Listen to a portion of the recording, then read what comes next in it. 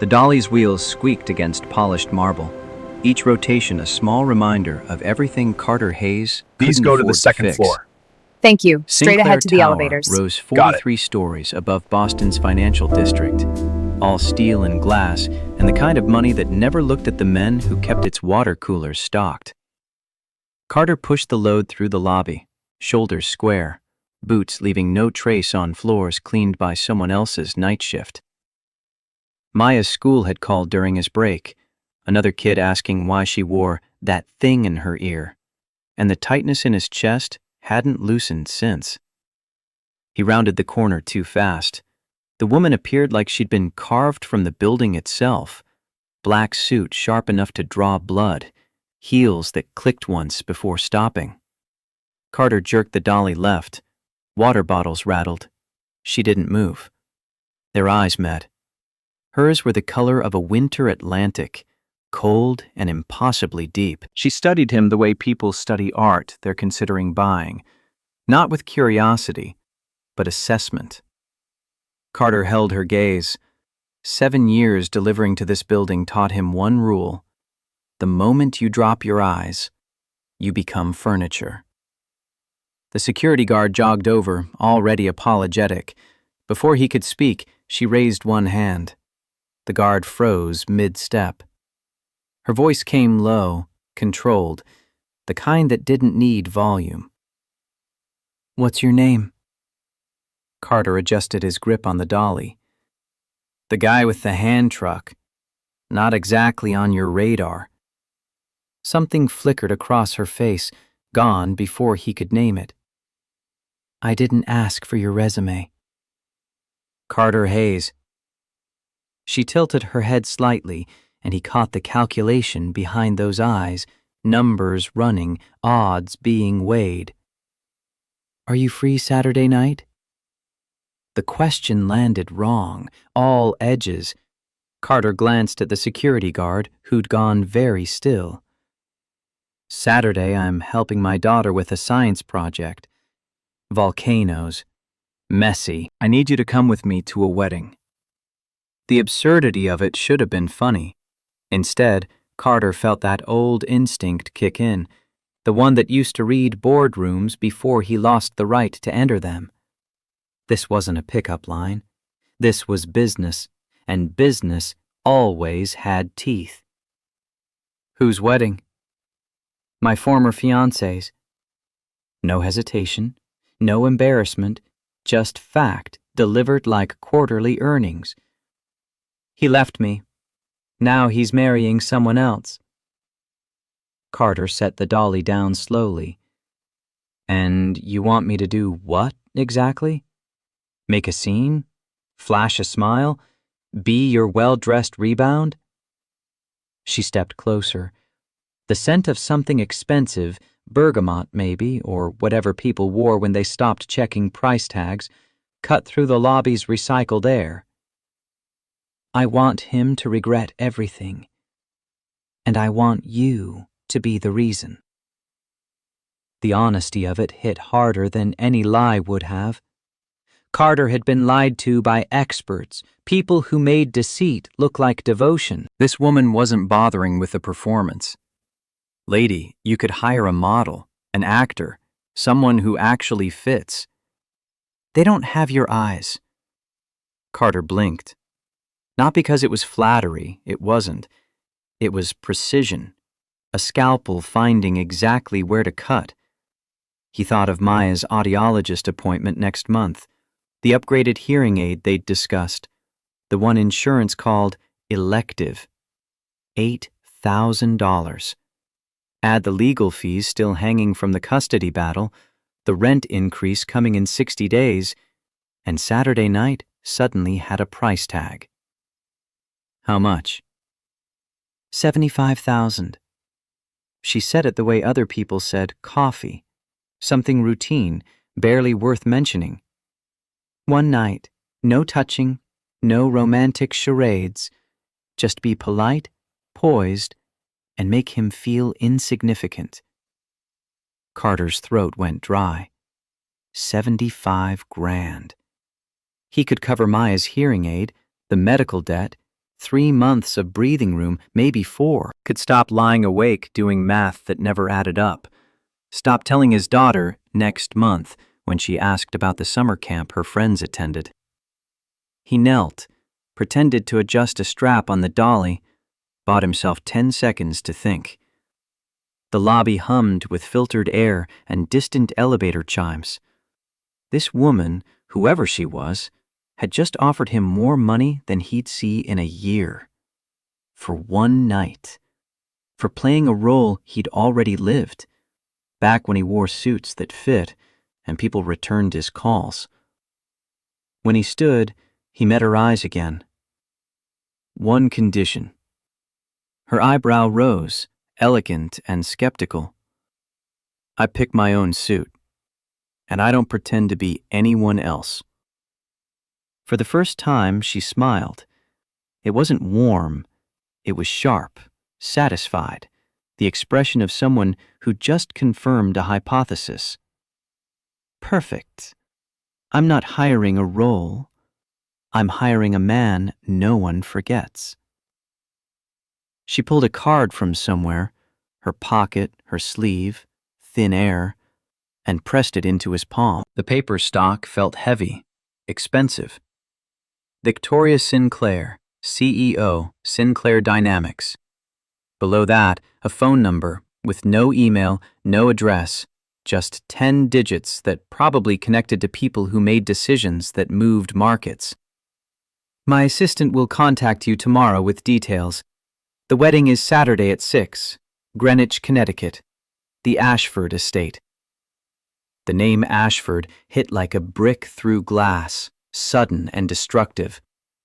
Carter's hand tightened on the card, creasing one corner. Greenwich. Ashford.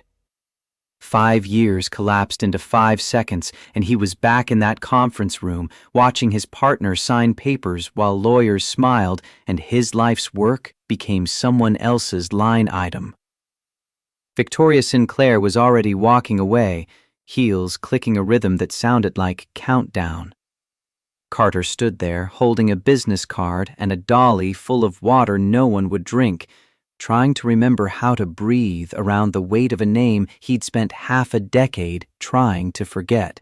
The text came at 7 a.m. Tuesday, before Maya's alarm, before Carter had finished his first cup of coffee that tasted like the bottom of yesterday's hope. Unknown number, professional, clipped. Background check standard procedure, form attached. Return by noon. V.S. Assistant Carter opened the attachment on his phone, the screen too small for the legal language that filled 6 pages. Standard background authorization, credit check, criminal history, employment verification. The kind of paperwork that looked routine until you read the fine print about comprehensive digital footprint analysis and prior business affiliations. He set the phone down, picked it up, set it down again. Maya shuffled into the kitchen, hair sticking up in 3 directions, her hearing aid already in place. She'd learned to do it herself last year, small fingers more dexterous than his ever were. She signed good morning, they'd been learning ASL together just in case the hearing got worse, and reached for the cereal. Big day? Her voice carried that slight flatness, the sound of someone who couldn't quite hear their own pitch. Just work. The lie came easy, worn smooth by practice. You? Mrs. Patterson says we're dissecting owl pellets. Gross. But she grinned, gap-toothed and unafraid of things that made other kids squeal. Carter watched her pour milk, overfilling the bowl like always, and thought about $75,000. Thought about the form on his phone, the questions it would ask, the answers that would lead back to Beacon Innovations, to the 6 months in 2019 when Carter Hayes had been someone else entirely. He'd scrubbed most of it, paid a guy in Providence who specialized in making digital ghosts, wiping cached pages and old press releases, anything that connected his name to the startup that no longer existed.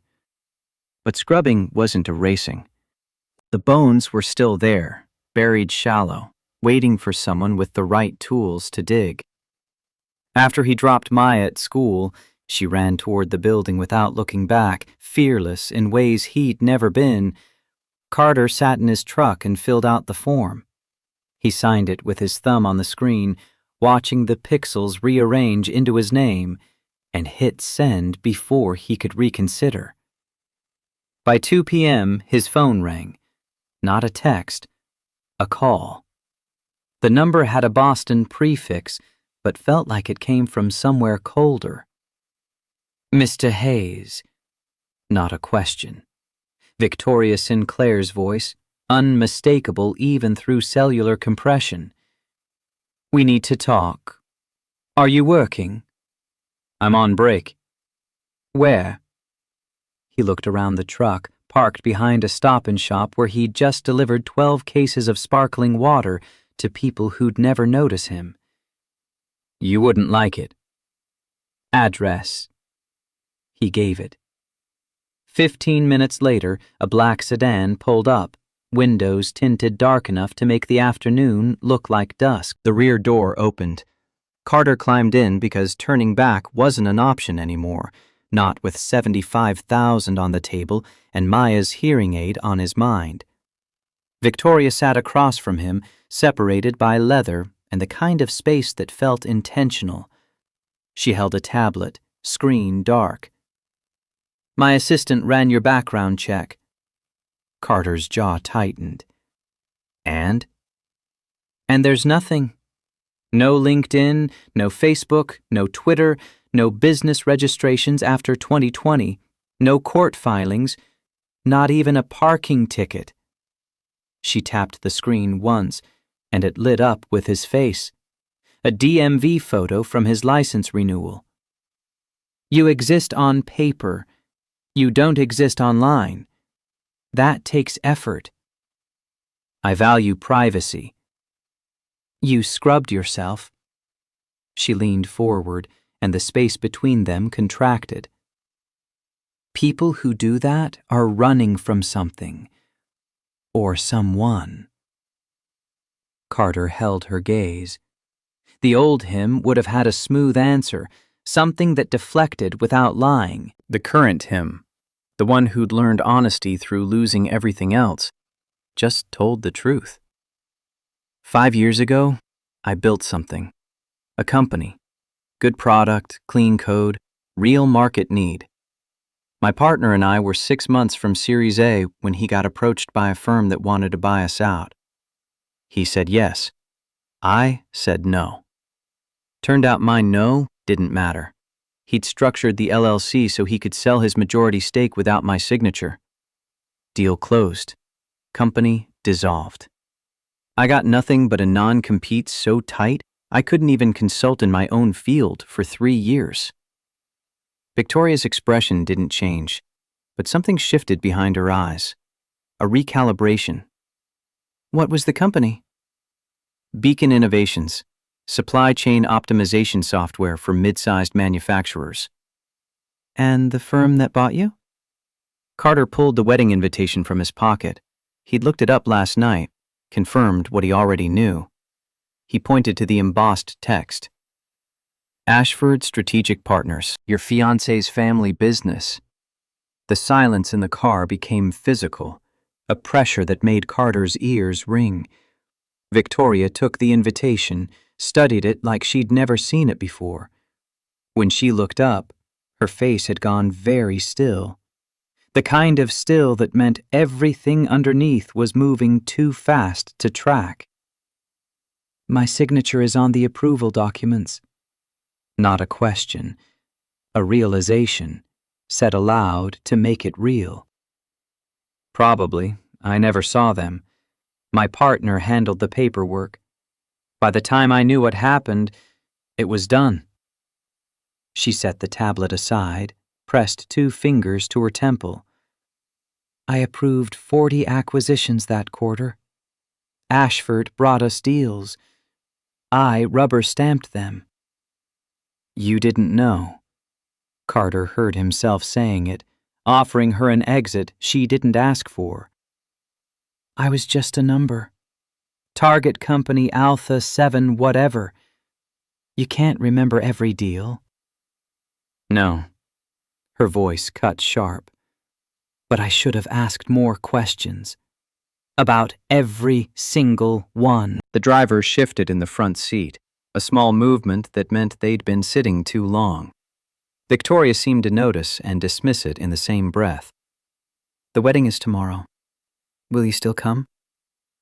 The question should have been simple. It wasn't. Carter thought about walking into the Ashford estate, shaking hands with people who'd dismantled his life like it was a quarterly earnings adjustment. Thought about Maya, her hearing aid, the science camp she wanted to attend. Thought about the fact that sometimes survival meant swallowing rage and cashing the check. I honor my agreements. He reached for the door handle. Even with people who destroyed my life, without noticing. The tailor's shop sat on Newbury Street, wedged between a gallery that sold sculptures Carter couldn't identify and a cafe where coffee cost more than his hourly wage. Victoria's assistant had sent the address with a time, 4 p.m., don't be late. And Carter arrived at 3:55 because old habits died hard. Inside, the air smelled like wool and cedar and money that had been old before it was spent. A man with silver hair and a measuring tape draped around his neck looked up from a bolt of charcoal fabric, took aim Carter's work boots and cargo pants, and managed to make his smile look welcoming and doubtful at the same time. May I help you? I have an appointment, under Sinclair. The doubt vanished, replaced by something more interesting. Calculation. Of course, sir. This way. The fitting room had 3 mirrors arranged to show every angle, which felt like overkill until Carter realized the point wasn't vanity, it was precision. The tailor worked in silence, measuring inseam and sleeve length, shoulder width and chest, writing numbers in a small leather notebook that probably cost more than Carter's truck payment. Any preferences? The question came casual, but the tailor's eyes were sharp. Something I could move in, no tie. I see. The tailor made a note. Open collar, then. European or American cut? Carter had no idea what that meant. Whatever doesn't look like I'm trying too hard. The man smiled, genuine this time. Honesty. Refreshing. He disappeared into the back and returned with a navy suit, the fabric so dark it looked black until the light hit it. Italian wool. Not flashy, but unmistakable. Carter put it on. The jacket settled on his shoulders like it had been waiting for him, sleeves hitting exactly at the wrist bone, length perfect. He buttoned it, 2 buttons, the tailor corrected, never 3, and looked at himself in the triple mirror. The man looking back was familiar and foreign at once. Same face, same scar above his left eyebrow from a hockey game in high school, same line of his jaw that Maya had inherited. But the suit changed the context, shifted the narrative from delivery driver to something else, something that didn't have a name, but commanded a different kind of attention. How does it feel? The tailor circled, tugging here, smoothing there. Strange. Strange how? Carter turned, watched the jacket move with him instead of against him. Like remembering something I forgot on purpose. The door opened. Victoria stepped in, flanked by her assistant, a woman who looked like she scheduled wars between breakfast meetings. Victoria stopped 3 steps inside, and for the first time since Carter met her, her composure cracked just slightly. A blink that lasted half a second too long. A breath held and released. You clean up well? Her voice stayed neutral, but something underneath it wasn't. Carter met her eyes in the mirror. It's amazing what a billionaire's budget can do. Did you choose the open collar? I don't wear nooses. The corner of her mouth lifted, not quite a smile. Good. I don't date men who suffocate themselves to fit in. Are we dating now? Carter turned from the mirror, facing her directly. She stepped closer, and the fitting room felt smaller. No, but for one night, the world might think so. And I need you to walk like you belong there. I don't have to walk like I belong, Carter said, the words coming from somewhere deeper than strategy, somewhere honest. I know I don't. But that doesn't mean I'll flinch. Victoria studied him, and Carter could almost see her recalculating, adjusting some internal model of who she thought he was. Do you know what makes people like Derek sweat? A man who doesn't need them. She nodded once, sharp and satisfied. Then let's give him a reason to panic. The assistant cleared her throat, a sound engineered to redirect attention. The car is waiting. We have the final briefing at 5. Victoria didn't move immediately. She reached out, adjusted Carter's collar with quick, efficient fingers, the touch impersonal and somehow more intimate for it. Saturday, 6 p.m. I'll send a car at 4. That gives us time to arrive after cocktails start, late enough to make an entrance. Carter looked at the suit in the mirror one more time, at the man wearing it who used to wear suits like this every day. What do I call you? Ms. Sinclair? Victoria? Victoria. We're supposed to be close enough that my ex-fiancé wonders where I found you. She turned to leave, paused at the door. One more thing. Derek will try to place you. He has that kind of memory. Names, faces, anything that might be useful later. Don't give him more than you have to. After she left, Carter stood alone in the fitting room while the tailor made final adjustments. He thought about Derek Ashford, about shaking the hand of a man whose family had bought Carter's dreams like they were buying office supplies.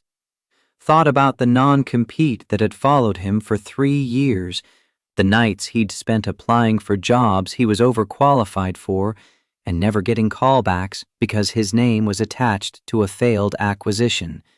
A cautionary tale in venture capital circles. The tailor stepped back. Perfect fit. We'll have it pressed and delivered tomorrow afternoon. Carter nodded, started to take off the jacket. In the mirror, he caught his own eyes, and for just a moment, let himself imagine walking into the Ashford estate wearing this suit, carrying himself like he had every right to be there. Not because he belonged, but because belonging was a choice, not a permission slip.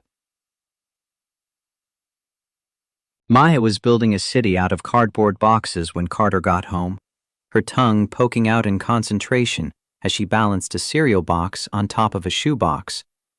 She looked up when he walked in, signed, "How was work?" with hands still dusty from whatever art project had preceded the architecture.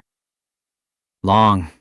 He dropped his keys in the bowl by the door, the same ceramic bowl Maya had made in kindergarten, lopsided and glazed in colors that hurt to look at directly.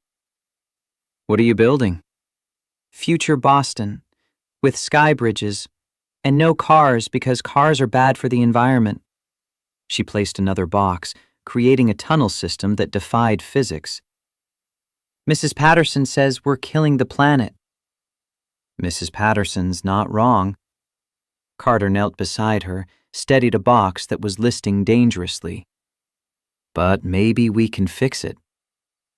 Can you fix it? The question was innocent, the kind 7-year-olds asked because they still believed adults had answers. Carter thought about the Ashford estate, about the people who'd be there tomorrow night, the ones who made decisions that shaped markets and crushed small companies like his without noticing. Thought about the money he'd make for one night's work, money that would fix Maya's immediate problem but wouldn't touch the larger ones, the systems built to keep people like him from rising too far. I can fix some things. He helped her add another box, this one labeled in her careful printing, Library, Free Books. The rest takes time. She accepted this with a nod, already focused on her next architectural challenge. Carter watched her work, the small human who trusted him to make the world make sense, and felt the weight of tomorrow night settle on his shoulders like that navy suit, perfectly fitted and impossible to shrug off. His phone buzzed. A text from Victoria's assistant. Briefing documents attached. Review before Saturday. Car arrives 4 p.m. sharp. Carter opened the attachment. 20 pages. Guest list, seating chart, background on Derek Ashford and his fiancée Natalie Monroe, brief bios of key attendees. He scrolled through names he didn't recognize, titles that sounded important: managing director, senior partner, chief investment officer. The kind of people who shook hands and ended careers in the same conversation. At the bottom of page 12, a note in smaller font. Derek Ashford, 37, managing director at Ashford Strategic Partners. Yale undergrad, Harvard MBA. Specialized in mid-market acquisitions and corporate restructuring. Led 17 successful acquisitions 2018 to 2020. Total value, $340 million. Carter's company would have been one of those 17. A footnote in someone's PowerPoint, a line item in a quarterly report. He closed the document, set the phone face down on the counter. Maya had moved on from boxes to drawing, her colored pencils scattered across the floor in controlled chaos. She drew people, stick figures with carefully detailed faces, each one different. She pointed to one, a figure with curly hair and a big smile. That's you. I don't have curly hair. You do in the morning, before you comb it. She added another figure, smaller, with pigtails. That's me. Looks just like you. She drew a third figure, taller than the others, with straight hair and what might have been a dress, or might have been a very long shirt. Who's that? Carter asked, though something in his chest already knew. The lady with the shiny shoes. From the other day. Is she your friend? The question was simple. The answer wasn't. Carter thought about Victoria Sinclair standing in that fitting room, adjusting his collar, telling him to walk like he belonged. Thought about the $75,000, the transactional nature of their arrangement, the way she'd looked at him when she said, I want you to be the reason. She's someone I'm helping, with a project. Maya accepted this with the easy trust of childhood, adding details to her drawing. Shoes that were indeed shiny. A purse Carter hadn't noticed, but Maya had cataloged. She seemed sad. What makes you say that? Her eyes. They smiled, but not really. Like when you say you're fine, but you're thinking about bills. Carter looked at his daughter, this small person who saw more than she should, who understood that adults lied in small ways to protect the people they loved. You're pretty smart, you know that? She grinned. I know. Mrs. Patterson says I have emotional intelligence. That means I'm good at feelings. Mrs. Patterson's right again. Carter stood, his knees protesting. 38 wasn't old, but 12-hour shifts made it feel that way. How about dinner? I'm thinking mac and cheese. The box kind or the good kind? The good kind, with the breadcrumbs on top. Maya pumped her fist, a gesture of pure victory that made Carter's heart hurt in the best way. While she put away her art supplies, he started dinner, pulling ingredients from a refrigerator that held more condiments than actual food. The routine settled him. Boil water, shred cheese, mix the roux. His mother had taught him this recipe back when she was still alive, and he was young enough to believe that good cooking could solve most problems. His phone buzzed again. Another text, this time from an unknown number, but he recognized the tone immediately. Forgot to mention, photographer will be outside the venue. You'll be seen. Might want to prepare for that. V. S. Carter stared at the message. He'd assumed this was private, a quiet arrangement between Victoria and her ex-fiancé, witnessed only by wedding guests who'd forget him by Monday. But photographers meant press, meant his face in society pages or gossip sites, meant the carefully constructed invisibility he'd maintained for 5 years might crack. He typed back, "I'm not camera shy." Her response came fast. "You might be when they start Googling your name." "I scrubbed my name years ago." A longer pause this time, the 3 dots appearing and disappearing twice before her message arrived. "You're not just a delivery guy, are you?" Carter looked at Maya, at the cardboard city she'd built, at the drawing of 3 stick figures that included someone she'd met once and already cataloged as important.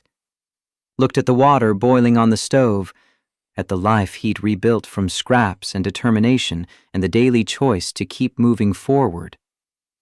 I am now. That's all that matters.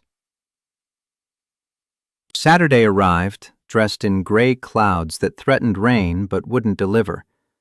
Carter stood in his apartment bathroom, the navy suit hanging on the back of the door like a question he hadn't answered yet.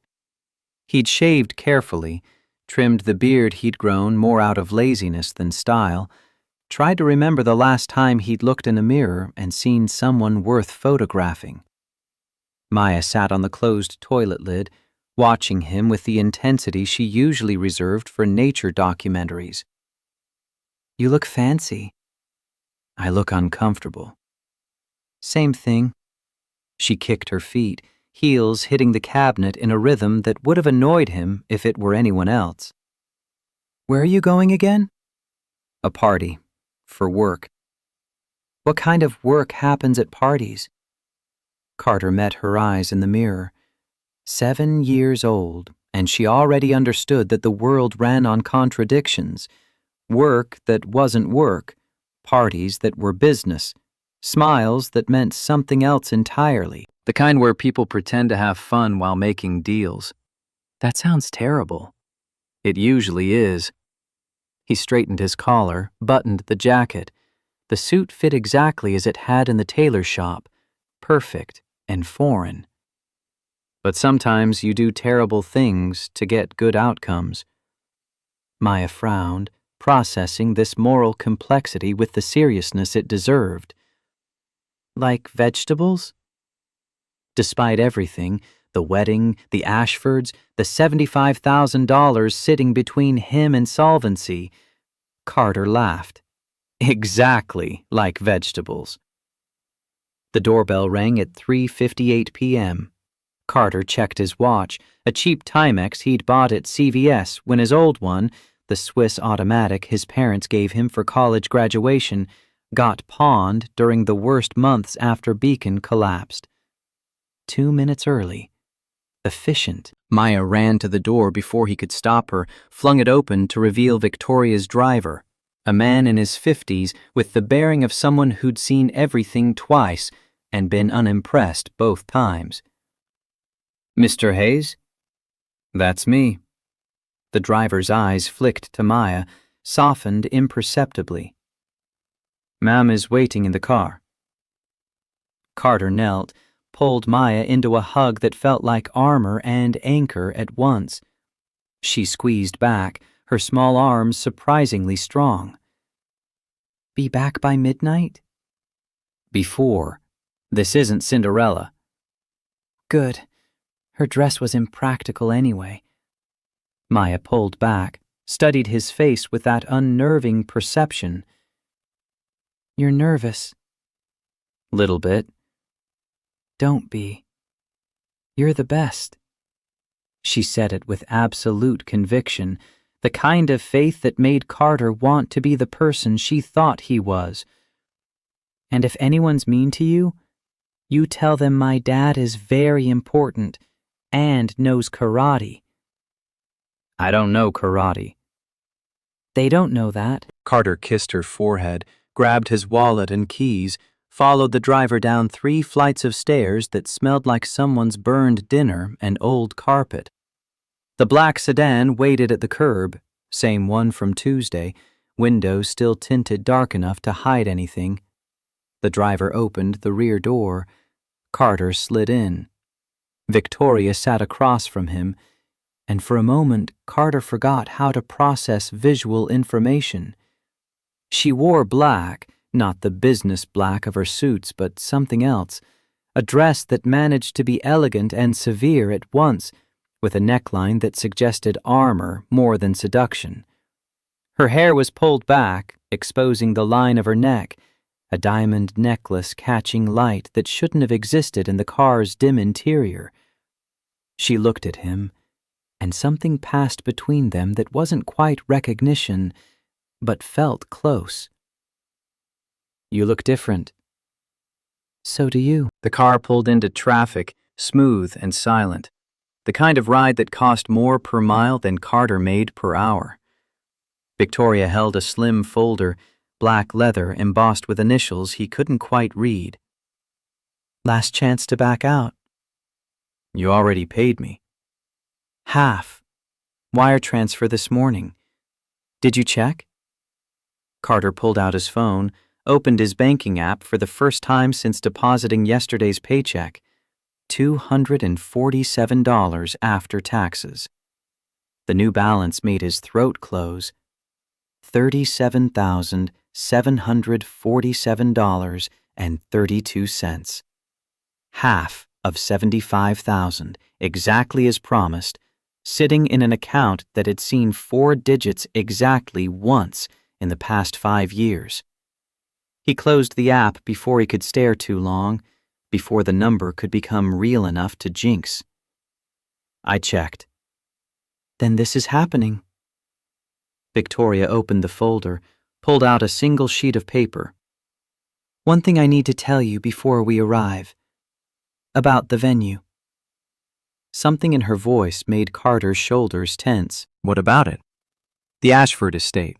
It's been in Derek's family for 4 generations. His great-grandfather built it with money from timber rights, back when Connecticut still had forests worth cutting. They use it for events now, weddings, fundraisers, the occasional political dinner. It's beautiful. She paused, and the pause carried weight. It's also where Ashford Strategic Partners was founded, where they still hold their annual partner meetings, where they make the decisions that shape their acquisition strategy. The car's interior became smaller. Carter forced his breathing to stay even, forced his hands to stay relaxed on his thighs. So I'm walking into the place where they decided to buy my company. Probably. I don't know where specific deals are discussed, but yes, this is their seat of power. Victoria set the folder aside, leaned forward slightly. If that's too much, tell me now. We can turn around. You keep the money. I'll handle this alone. Carter looked at her. Really looked. Saw past the makeup and the dress and the diamond necklace that probably cost more than his truck. Saw someone who'd built something real, an actual company, not just a startup dream, and was using it as a weapon against a man who'd discarded her for better optics or bigger connections, or whatever bloodless reason people like Derek Ashford used to justify cruelty dressed as business sense. No. The word came out harder than intended. I'm going, because leaving would mean he wins. Victoria held his gaze for 3 seconds, 4, 5. Then she nodded once, sharp and final. All right. Then let's make him regret every choice that led him here. The car merged onto I-95, heading north toward Connecticut, toward Greenwich, toward a wedding that was really a battlefield. Carter watched Boston disappear in the rear window, the city where he'd rebuilt himself from nothing, where Maya was probably eating dinner with Mrs. Sen from 2B who'd agreed to babysit for $20 and leftover mac and cheese. His phone buzzed. A text from Maya. "Good luck. Remember karate." He typed back, "Remember vegetables," and pocketed the phone before he could second-guess the metaphor. Victoria was watching him, expression unreadable. "Your daughter?" "Yeah." "What did you tell her? About tonight?" "That I'm helping someone with a project." "That's technically accurate." Victoria's mouth quirked, almost a smile. "Does she know about Beacon? About what happened?" Carter shook his head. "She was 2 when it all fell apart. She knows I used to do different work, that things changed. She doesn't know why. She doesn't need that weight." "She will eventually, when she's older." "Maybe." Carter looked out the window at Connecticut sliding past, trees and exits and the kind of houses that came with gates. "Or maybe I protect her from it. Let her think her dad was always just a delivery guy who makes terrible mac and cheese and doesn't know karate. But you weren't always, and she should know what you built, what you lost, what you survived." The certainty in Victoria's voice surprised him. "Why?" "Because hiding your scars teaches her to hide hers. And that's not protection. That's just teaching her to shrink." Carter had no answer for that. No defense that didn't sound like excuse. He sat in silence while the car 8 miles, while the sun dropped lower and painted the sky in colors that looked like ending. Victoria didn't push, didn't try to fill the quiet. She just sat across from him, close enough to touch and carefully not touching. 2 people riding toward the same destination for completely different reasons. The GPS chimed softly. "Arriving in 15 minutes, the driver announced. Victoria straightened, pulled a compact from her purse, checked her makeup with the efficiency of someone performing pre-flight checks. "When we arrive, stay close. Let me make the introductions.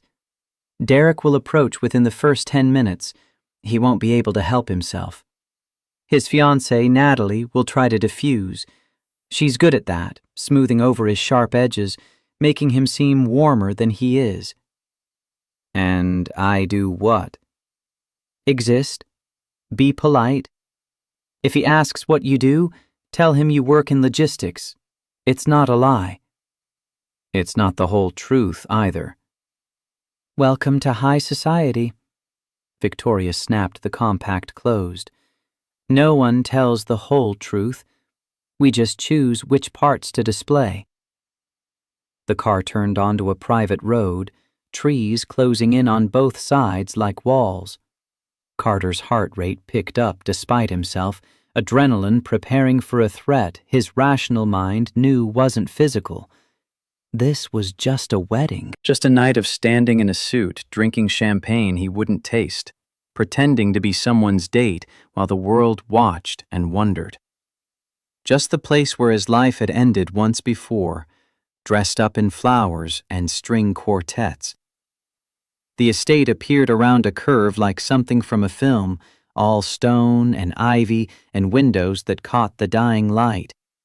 Cars lined the circular drive, Mercedes, BMW, a Bentley that looked like it had been polished with silk. Valets in white jackets moved between them, efficient as surgery. The sedan rolled to a stop. The driver got out, opened Victoria's door first. She stepped out in one smooth motion, heels finding gravel with the certainty of someone who'd done this 1,000 times. Carter's door opened. He climbed out, and the world shifted into high definition. Cameras flashing, voices calling Victoria's name, the rustle of fabric and perfume, and barely contained curiosity. Victoria appeared beside him, slipped her arm through his with a touch that felt rehearsed and real at once. "Ready?" Carter looked at the Ashford estate, at the people gathered on the terrace, at the cameras tracking their every movement. Looked at Victoria beside him, this woman who'd hired him to be a weapon in a war he'd joined without knowing. Thought about Maya's drawing, 3 stick figures holding hands, and realized he'd already chosen his answer before the question was asked. "Let's go." They walked toward the entrance together, toward the music and laughter, and the man who'd cost Carter everything without even bothering to learn his name. The cameras followed, documenting each step, turning a private revenge into public spectacle. Carter kept his shoulders back, his stride even, his face neutral. He didn't smile. He didn't need to. He was here, and sometimes that's enough to crack the whole foundation. The terrace opened into a world Carter had forgotten existed. White linen covering tables set with crystal that caught sunset like currency. Waiters gliding between clusters of people who wore their wealth the way other people wore skin. A string quartet played something classical and forgettable in a corner gazebo wrapped in roses that probably cost more than Carter's monthly rent. The air smelt like money and the kind of flowers that died within hours of being cut. Victoria's hand tightened slightly on his arm, a signal, though Carter couldn't decode it. They descended 3 stone steps into the garden proper, and conversations stuttered around them like engines misfiring. Heads turned. A woman in emerald silk whispered to her companion behind a champagne flute. 2 men in identical navy suits, not as well fitted as Carter's, stopped mid-sentence to stare. Derek Ashford stood near the fountain, one hand on his fiancée's waist, the other holding court with 3 older men who nodded at whatever he was saying. He wore his tuxedo like armor, perfectly pressed, perfectly fitted, perfectly everything. Then he saw Victoria. His expression flickered, surprise, then something harder, then the smooth mask of someone who'd learned to hide reactions before they could be weaponized. He excused himself from his audience and crossed the terrace with his fiancée in tow.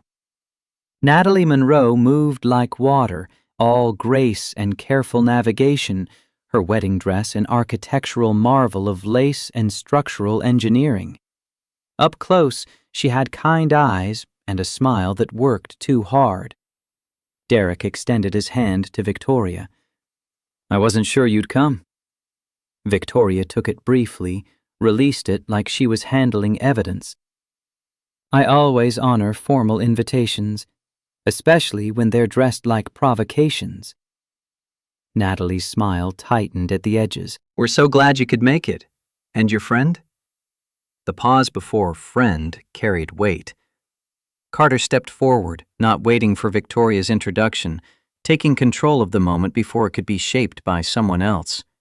He extended his hand to Derek. "Carter Hayes." Derek's handshake was firm, competitive, the kind men use to establish hierarchy. His eyes narrowed slightly, searching for recognition, filing the name somewhere in that strategic mind. "Have we met? You look familiar." "I have one of those faces." Natalie turned her attention to Carter, and he saw her calculating too, trying to place him in their social ecosystem. "What do you do, Carter?" "Logistics, supply chain management." All technically true, though the scope had shrunk from building software to delivering water bottles. Derek's face shifted, subtle as fault lines. "Interesting. What company?"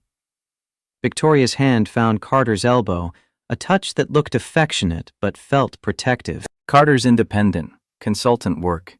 He prefers the flexibility." The lie landed smooth, and Derek accepted it with a nod, though something in his eyes suggested he was still processing, still searching his mental database for where this face and name intersected. Carter held his gaze, neither challenging nor backing down, just existing in the space with the same right as anyone else here. "Well," Natalie's voice carried forced brightness, "please, enjoy the evening. Dinner is at 7, dancing after. Victoria, you're at table 6.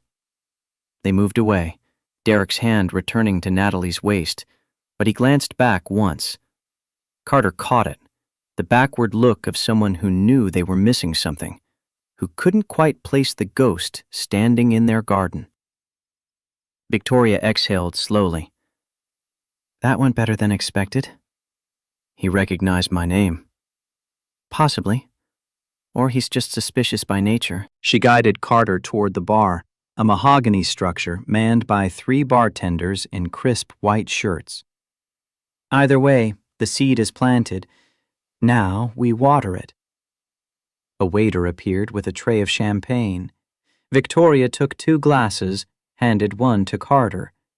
The crystal felt impossibly delicate in his calloused hand, like it might shatter if he breathed wrong. "To provocations."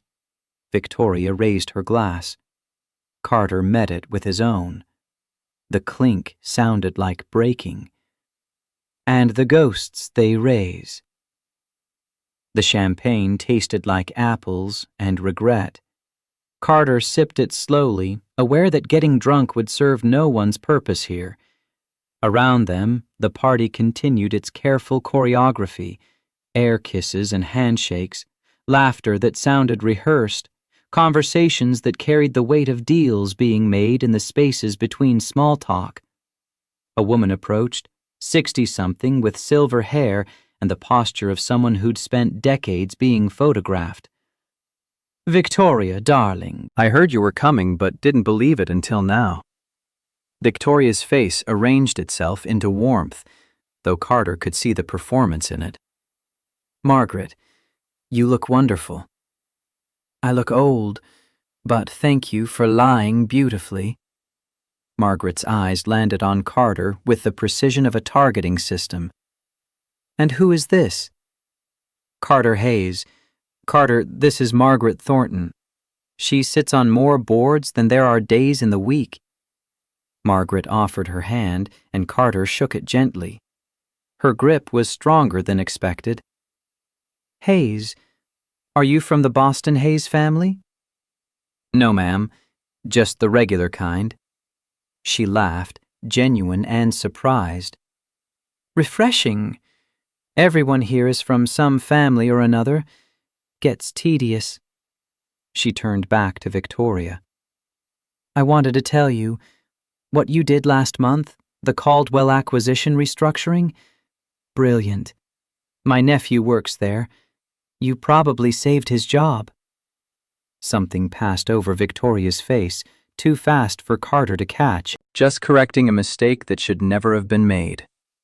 Still, takes courage to admit when your company's been on the wrong side. Margaret squeezed Victoria's hand once, a gesture of solidarity, then glided away toward another conversation. Carter waited until she was out of earshot. What was that about? Victoria set her champagne down on a passing tray, took a fresh one in its place. "Nothing that concerns tonight." "Everything about you concerns tonight. I'm supposed to be your date." She looked at him then, really looked, and Carter saw something shift behind her eyes, a decision being made, a wall being lowered just enough to let light through. 3 weeks ago, I discovered that my company had engaged in some aggressive acquisition practices, hostile takeovers disguised as friendly mergers, restructurings that were really just layoffs with prettier language. I fixed what I could, but it cost me. Cost you what? My relationship with my father. He was the one pushing those strategies. When I reversed them, I essentially told the world he was wrong. He hasn't spoken to me since. The string quartet shifted into something minor key, and the garden seemed to darken, though the sun hadn't quite set.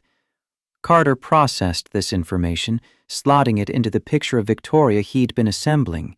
Powerful, cold, strategic. Except she wasn't cold. She was armored. There was a difference. Is that why Derek left?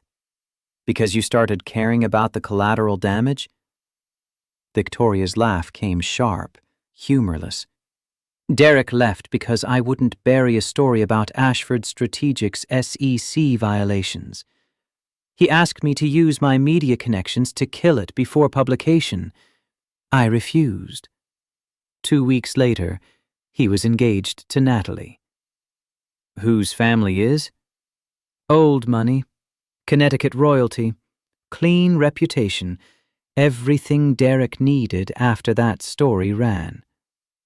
She finished her champagne in one swallow. He didn't leave me for her. He left me for what she represented. The dinner bell chimed, actual silver bells rung by staff in white gloves. Guests began moving toward the main house, toward the ballroom where tables had been set with the kind of precision usually reserved for surgery. Victoria and Carter followed the flow, his hand finding the small of her back, not because the script required it, but because something in her posture said she needed anchoring. Table 6 sat near the edge of the room, close enough to see everything but far enough to signal lesser status. The message was clear. Victoria had been invited, but not honored. Carter pulled out her chair, and she sat with the kind of grace that made the slight look intentional. The other, a single woman named Priya, who worked in venture capital and spent the first 5 minutes of conversation name-dropping her portfolio companies. An older gentleman who said little but watched everything with eyes that missed nothing. Dinner arrived in courses, each plate a work of art Carter felt guilty disrupting with his fork. Seared scallops gave way to duck confit, then lamb so tender it required no knife. The conversation around the table skated across safe topics: the weather, summer plans, a gallery opening in Manhattan that everyone seemed to have attended. Priya leaned toward Carter during the third course. So, you're in logistics? That must be fascinating. The word fascinating carried the weight of polite dismissal. Carter met her eyes, kept his voice level. It has its moments. Someone has to make sure goods get from point A to point B. Without us, your portfolio companies would just be ideas with nowhere to go. Something flickered across her face. Reassessment. Fair point. What's your take on the supply chain disruptions we saw last year? Carter knew this territory. He'd built Beacon Innovations specifically to solve these problems, had spent 3 years researching bottlenecks and inefficiencies before writing a single line of code. The knowledge was still there, archived but accessible. Most disruptions come from lack of real-time visibility. Companies run on legacy systems that can't talk to each other. By the time they know there's a problem, it's already cost them millions. What they need is integrated tracking with predictive analytics, something that can flag issues before they cascade. Priya set down her fork, attention fully engaged now. You're talking about AI-driven logistics. I'm talking about smart systems. Doesn't have to be artificial intelligence, just has to be intelligent. Victoria's hand found his under the table, squeezed once. A warning or approval, Carter couldn't tell. He'd said too much, revealed expertise that didn't match his cover story. But Priya was nodding, already launching into a discussion about a startup she'd funded that was trying to do exactly what Carter described. The older gentleman spoke for the first time, his voice carrying. He held his champagne aloft, Natalie beaming beside him, and launched into the kind of speech that hit every expected note: gratitude, love, future, promise. His voice carried the smoothness of someone who'd given many speeches, who knew exactly how to modulate tone for maximum effect. But when his eyes swept the room and landed on Victoria, something in his delivery faltered. Just for a second, a syllable held too long, a breath taken at the wrong moment. Then he recovered, finished the toast to applause, and raised glasses. Victoria didn't raise hers. She sat perfectly still, eyes locked on Derek, and Carter could feel the temperature drop around her. This was what she'd come for, not to disrupt the wedding, but to be present for Derek's moment and refuse to celebrate it. To be the reminder that walked, the price he'd paid made visible. The orchestra began playing as dinner plates were cleared. Couples rose to dance, filling the floor with careful waltzes and prescribed movements. Derek led Natalie out first, her dress creating its own weather system of fabric and light. They moved well together, practiced, the kind of dancing that came from lessons and rehearsal. Victoria pushed back from the table. "Would you like to dance?" Carter hadn't danced since his wedding to Claire 9 years ago in a VFW hall with a DJ who played too much Pitbull. But he stood, offered his hand, and led Victoria onto the floor because refusing would break the spell they were casting. She fit against him differently than Claire had, taller, more angular, carrying herself with the tension of someone who'd learned to trust no one. Carter placed his hand on her back, felt her spine straight as rebar beneath the silk. They moved into the waltz, and his feet remembered the steps his mother had taught him when he was 12 and awkward and certain he'd never need this knowledge.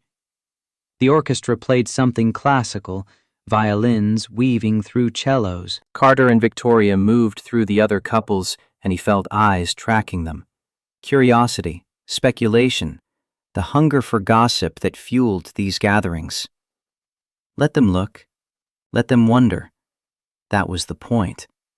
Victoria's voice came quiet, meant only for him. "You're good at this." "I had a good teacher." "Your wife?" The question surprised him. "My mother, before she died. She said every man should know how to dance, how to make a woman feel like the room belongs to her." Victoria's eyes found his, and in them he saw something unguarded. Grief, recognizing grief. "She sounds like she was wise." "She was patient. There's a difference." They turned, and Carter caught Derek watching from the edge of the floor, champagne forgotten in his hand, Natalie saying something he clearly wasn't hearing. Carter held his gaze for 3 beats, 4, then turned Victoria away, breaking the line of sight. "He's rattled." Victoria's breath warmed Carter's ear. "Good. That's what you're paying me for." "I'm paying you to exist. The rattling is just a bonus." The song shifted into something slower, more intimate. Couples pressed closer. Carter maintained the respectful distance, even as every instinct said to pull Victoria in, to close the gap between performance and reality.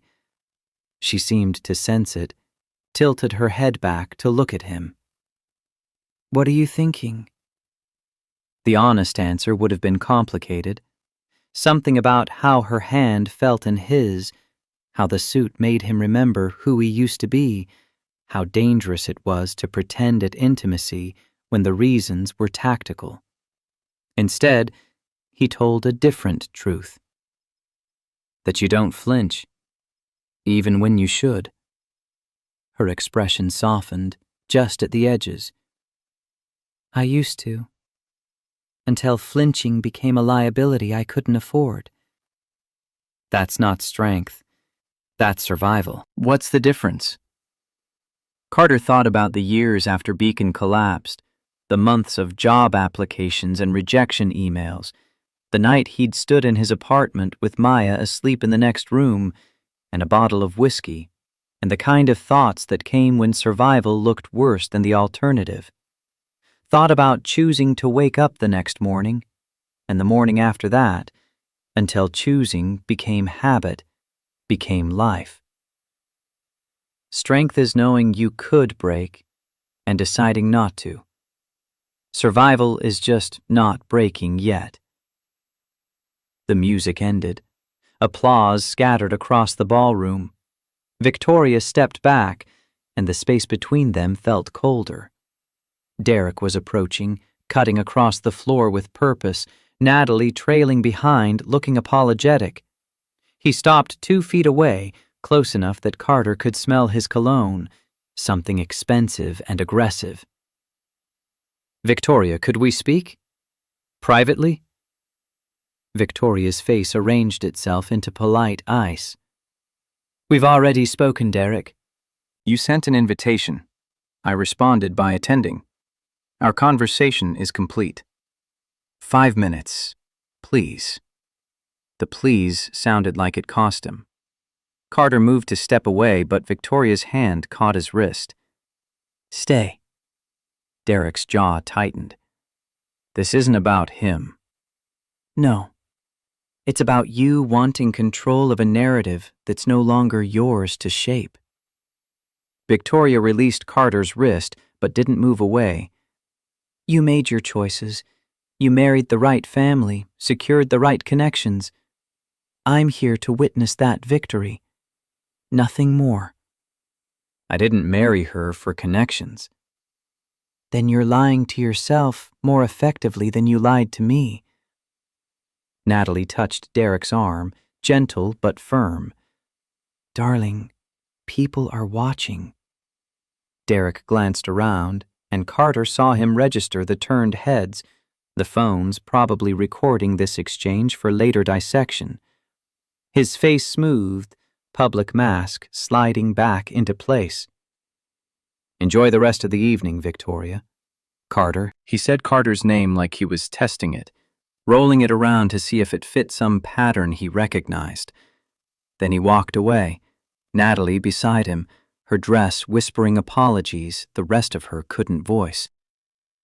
Victoria's hand found Carter's again, and this time he knew it wasn't performance. Her fingers were shaking, barely perceptible, but there. "I need air." They moved through the ballroom toward French doors that opened onto a balcony overlooking the garden. The night had settled fully now, stars competing with estate lighting and losing.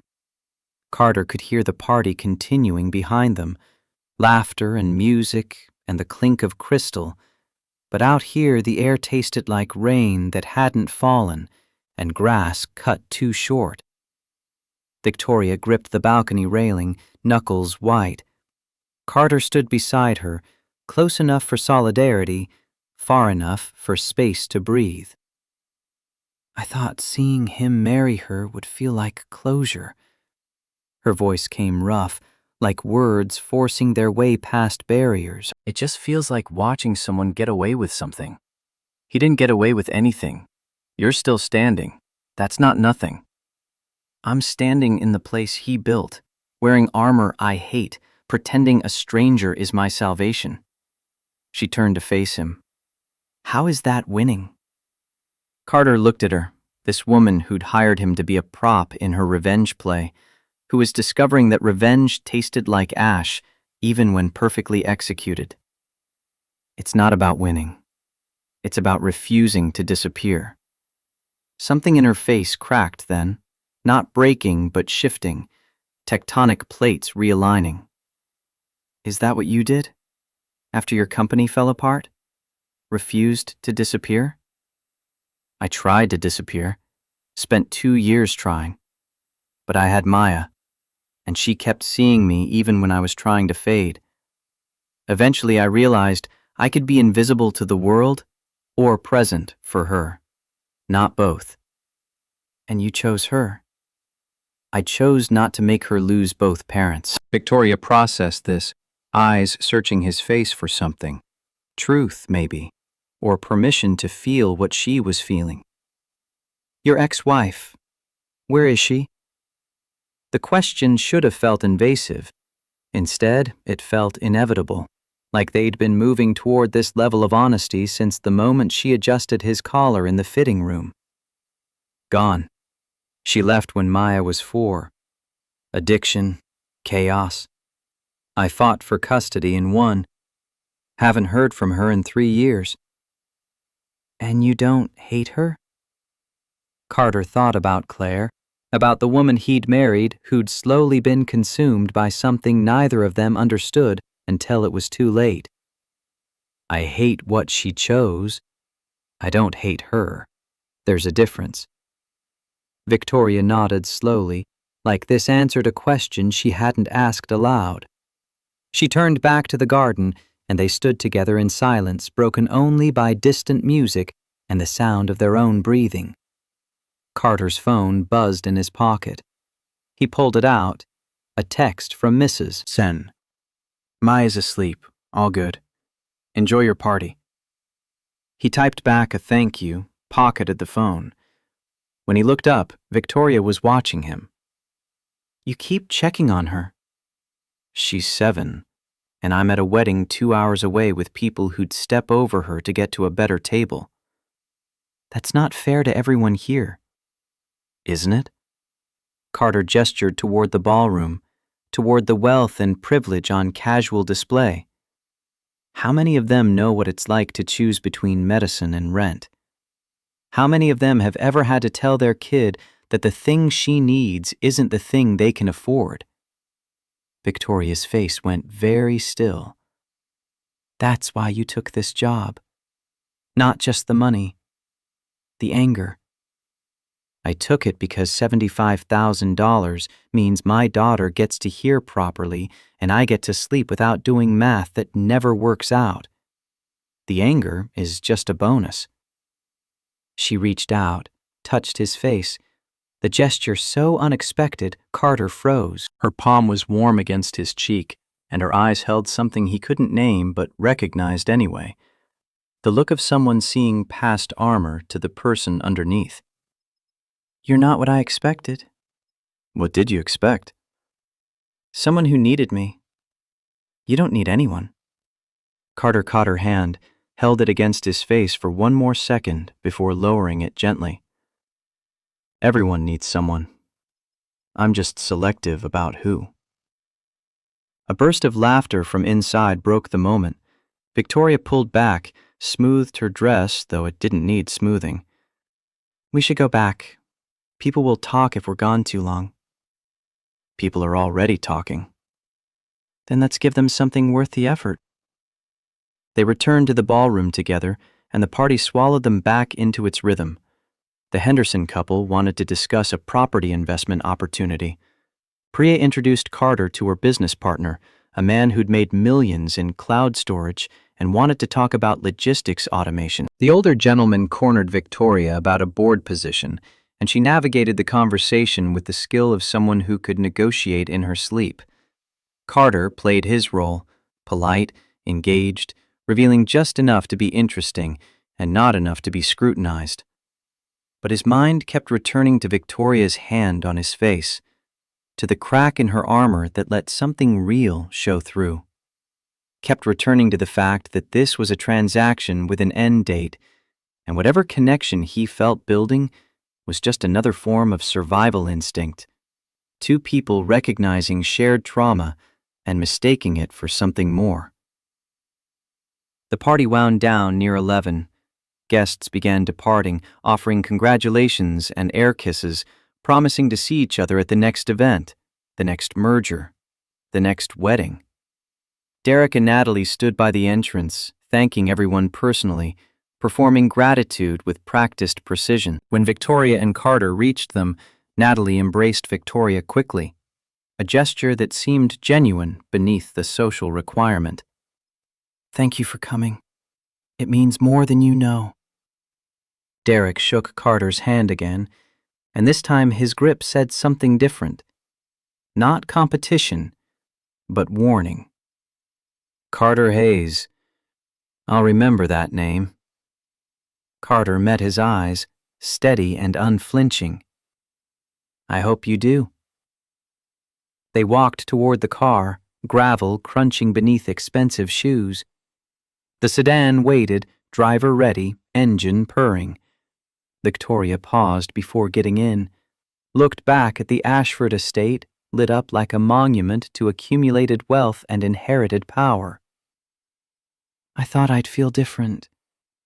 Victorious, maybe, or at least satisfied. Carter followed her gaze. How do you feel? Tired and ready to burn the whole thing down. The driver opened the door. They climbed in, and the estate disappeared behind tinted windows and Connecticut trees. Inside the car, silence settled heavy, the kind that follows adrenaline crashes and performance exhaustion. Victoria kicked off her heels, curled her legs beneath her, suddenly looking younger and more human. When we get back to Boston, you'll have the other half of the payment within 24 hours. This concludes our arrangement. The word arrangement hit wrong, too clinical for what the night had been. Carter nodded anyway. Understood. Unless... She stopped, seemed to reconsider whatever she'd been about to say. Unless what? Unless you'd like to have dinner sometime. No cameras, no performance. Just two people who happen to find each other interesting. Carter's chest tightened around something that felt dangerous and necessary at once. Every instinct said this was complicated, that getting close to Victoria Sinclair meant entering a world that had already chewed him up once. But he thought about her hand on his face, about the way she'd chosen truth over comfort on that balcony, about the fact that she'd seen him, really seen him, and hadn't looked away. I'd like that. She smiled, small and genuine, the first real smile he'd seen from her all night. Good. Because I'm not done figuring you out, Carter Hayes. The car merged onto I-95, heading south toward Boston, toward Maya and Mrs. Chen, and the apartment that didn't have marble floors or crystal chandeliers. Carter watched the road disappear beneath them and felt the weight of the evening settling into his bones. Not quite victory, not quite defeat. Just the strange aftermath of choosing to be present in a space designed to erase him. His phone buzzed. Unknown number. He opened the message and his blood went cold. A photo. Him and Victoria on the terrace, his hand on her back, her face turned toward his. Below it, a caption. Billionaire CEO's mystery man. Who is Carter Hayes? The article loaded beneath the image, speculation dressed as journalism, questions about his background, his connection to Victoria, his intentions. Already 37 comments, people weighing in with theories ranging from plausible to absurd. Victoria leaned over, saw the screen, cursed softly. So it begins. What begins? The excavation. By tomorrow, someone will have connected you to Beacon Innovations. By next week, they'll have the whole story. That's how this works. Privacy is just the time between being discovered and being dissected. Carter closed his phone, pocketed it, tried to ignore the crawling sensation of being watched by thousands of strangers. And then what? Then you decide who you want to be in the narrative. The victim, the opportunist, or something else entirely. The car pulled up to Carter's building just after midnight. The driver opened the door. Carter climbed out, suit wrinkled now, tie loosened somewhere between dinner and departure. Victoria leaned forward, stopped him with a hand on his arm. Thank you. For tonight. For not flinching. You're welcome. For what it's worth, I think you're stronger than you believe. And I think you're more than you're pretending to be. She released his arm. The driver closed the door. The sedan pulled away, red taillights disappearing around the corner. Carter stood on the sidewalk in front of his building, in a suit that cost more than his monthly income, with a phone full of strangers asking questions he didn't want to answer. Mrs. Chen opened the door as he climbed the stairs, finger to her lips. She's sleeping. Was an angel. Ate all her vegetables.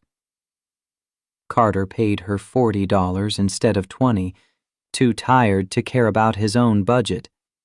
She left, and he stood in his quiet apartment, listening to Maya breathe in the next room. He checked on her, sprawled across the bed, stuffed rabbit clutched tight, hearing aid on the nightstand where she'd carefully placed it. He changed out of the suit, hung it in his closet next to clothes that cost 90% less, washed his face, checked his phone again. 73 comments now. Someone claiming to have gone to high school with him. Someone else saying they'd worked with him at Beacon. The story metastasizing, taking on its own life. A text from Victoria. Ignore it. These people don't deserve your energy. He typed back. Easy for you to say. You're used to being watched. Her response came immediately. No one gets used to it. We just learn to build better walls. Carter set the phone down, climbed into bed, stared at the ceiling, and tried to process the night. The wedding, the dancing, the moment on the balcony when Victoria had touched his face like she was learning Braille. Trying to separate performance from reality and found the line too blurred to distinguish. His phone buzzed one more time. He almost ignored it. Then he saw the number. Maya's school emergency line. His heart stopped. He answered before the second ring. Hello? Mr. Hayes?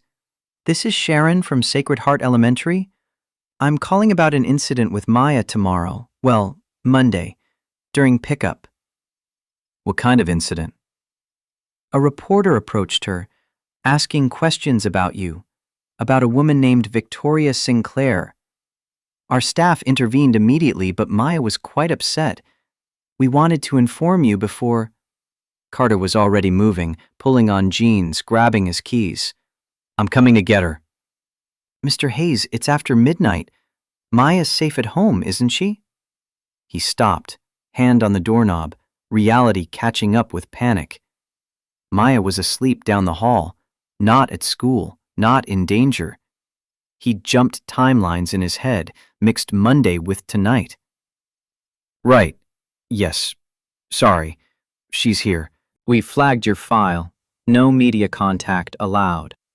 If anyone approaches her again, we'll call police.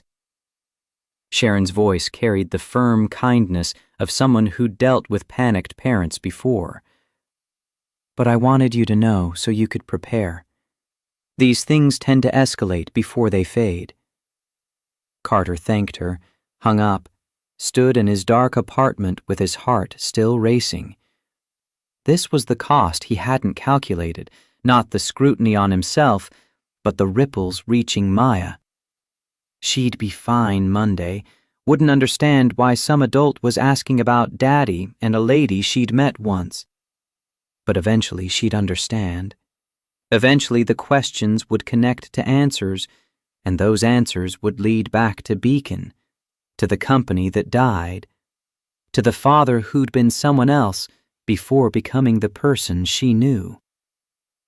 He checked on Maya again, watched her sleep, and made a decision. Tomorrow he'd call Victoria, tell her this was done, that whatever dinner invitation or future connection they'd discussed on the balcony couldn't happen.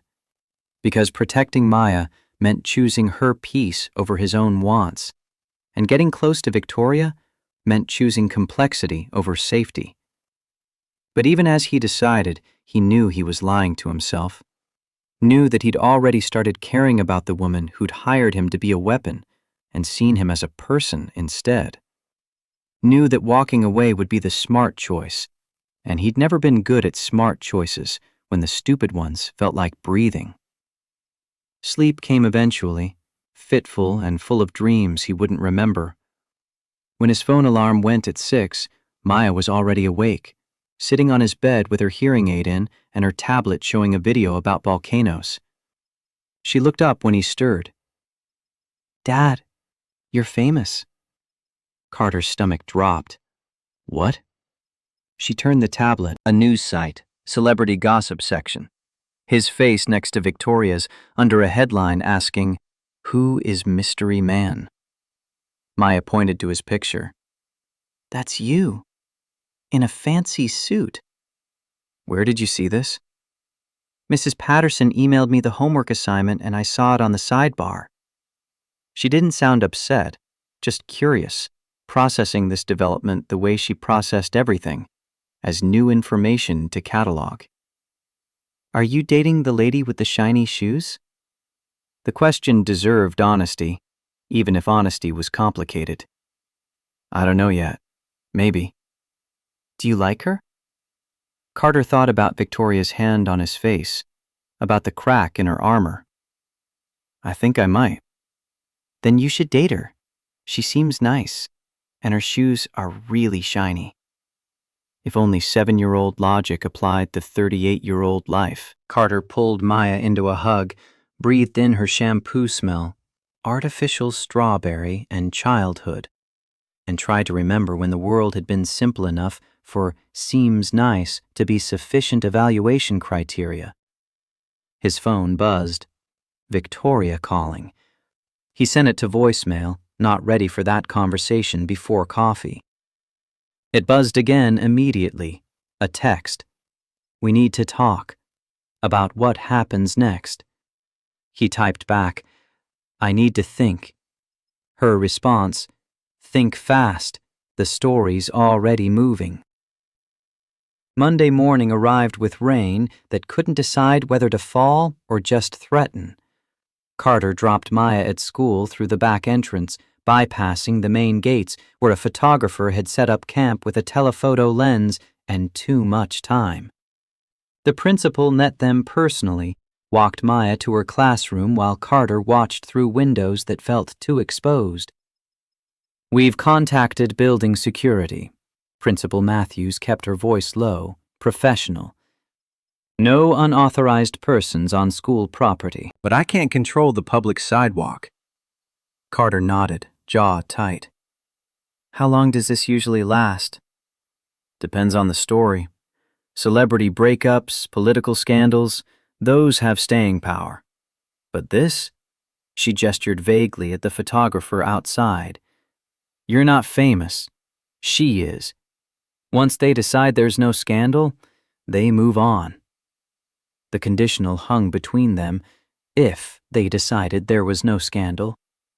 Carter thanked her and left through the same back entrance, hood up against rain that finally committed, walking 3 blocks before circling back to his truck. The photographer never looked his way. His phone held 17 missed calls, Victoria 3 times, unknown numbers filling the rest. One voicemail from a reporter at the Boston Globe asking for comment on your relationship with Victoria Sinclair and any business dealings you may have had with Ashford Strategic Partners. Carter deleted it without listening to the rest. Started his truck, drove to the Sinclair Tower because avoiding Victoria would only delay the inevitable, and delay meant giving the story more time to grow teeth. The lobby security recognized him this time, not from deliveries, but from photos circulating online. The guard's expression shifted from professional to speculative as he checked Carter's ID, made a call upstairs, issued a visitor badge with Victoria's name printed across it. The elevator to the executive floor moved too fast and too slow simultaneously. Carter's reflection in the polished doors showed a man who looked like he'd slept in his truck, which wasn't far from truth. He'd spent an hour parked outside Maya's school that morning, watching for anyone who looked too interested in a 7-year-old girl. Victoria's office occupied the corner of the 43rd floor, windows offering views of Boston Harbor and the Atlantic beyond. Her assistant, the woman who'd coordinated everything for Saturday, looked up when Carter entered, her expression carefully neutral. She's expecting you. Go ahead. Victoria stood at the window, silhouette sharp against the gray sky and grayer water. She turned when he entered, and Carter saw the exhaustion she'd hidden on Saturday, shadows beneath her eyes, tension in her shoulders that expensive suits couldn't quite disguise. You didn't answer my calls. I was busy protecting my daughter from photographers who think she's relevant to your story. The words landed harder than Carter intended. Victoria flinched, actually flinched, and he felt something twist in his chest. Guilt mixing with anger, mixing with fear he couldn't quite place. "I'm sorry." She crossed to her desk, picked up a tablet, handed it to him. "I had legal send cease and desist letters to 3 publications this morning, threatening lawsuits if they continue harassing Maya or approaching her school." The tablet showed emails, official letterhead, language designed to intimidate. Carter scanned them, looking for loopholes, finding none but knowing that didn't mean they didn't exist. Will it work? It should. Most outlets won't risk litigation over a gossip story. She paused. But I can't control social media, or bloggers, or people with camera phones. Carter set the tablet down. Then what am I supposed to do? Keep her home? Change schools? Move to a different city? Or you let me handle it. Victoria's voice carried an edge now, something sharper than apology. I have experience managing media narratives, public relations teams who specialize in making stories disappear. But I need your permission to use them. Need you to trust me. Trust. The word sat between them like unexploded ordnance. Carter thought about Beacon Innovations, about the partner he'd trusted who sold everything without asking. Thought about Claire, about trusting her to get help and finding her gone instead. Trust was currency he couldn't afford to spend carelessly. What does handling it look like? Victoria pulled up a document on her computer, turned the screen toward him. We release a statement. Simple, boring, true. Carter Hayes is a private citizen who accompanied Ms. Sinclair to a social event. They met through mutual professional circles. There is no romantic relationship. Ms. Sinclair requests privacy for Mr. Hayes and his family. Carter read it 3 times, looking for the trap. That's it? That's it. No drama means no story. They'll chase the next thing by Wednesday. And if someone digs into Beacon Innovations, connects me to Ashford? Victoria's jaw tightened. Then we tell a different truth. That you're a former entrepreneur whose company was acquired by Ashford Strategic, that you've since moved into a different field, that your past business dealings have no bearing on Ms. Sinclair's personal life. You've thought this through. I thought it through Saturday night, when I realized hiring you might create exactly this situation. She closed the document, faced him directly. I'm not asking you to lie. I'm asking you to let me protect you the way I should have protected you 5 years ago when my company enabled yours to be destroyed. The admission hung in the air, raw and unexpected.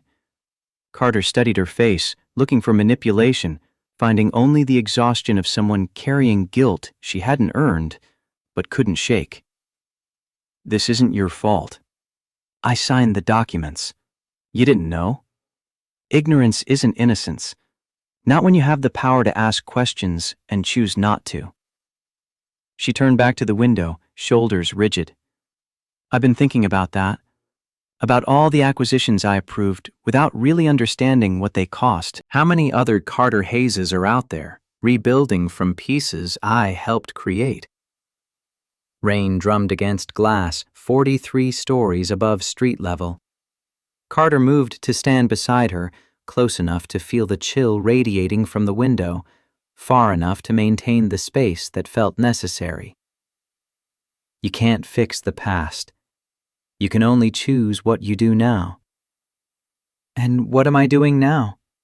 Protecting you to ease my conscience, or because I actually care what happens? The question felt rhetorical, but Carter answered anyway. Does it matter? The outcome's the same.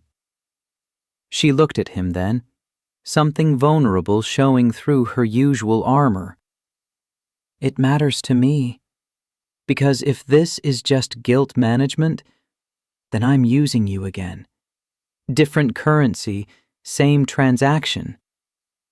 Carter thought about Saturday night, about dancing with her while Derek watched, about her hand on his face on the balcony. Thought about the dinner invitation she'd offered, the connection that felt real beneath the performance. What do you want it to be? I don't know. I just know that when I saw the photo of us online, my first thought wasn't about my reputation or bored reaction. It was whether you were okay, whether Maya was safe. And that terrifies me because I don't let people matter. It's too expensive. The honesty of it cut clean. Carter recognized the self-protection in her words, the way she was preemptively building walls against disappointment.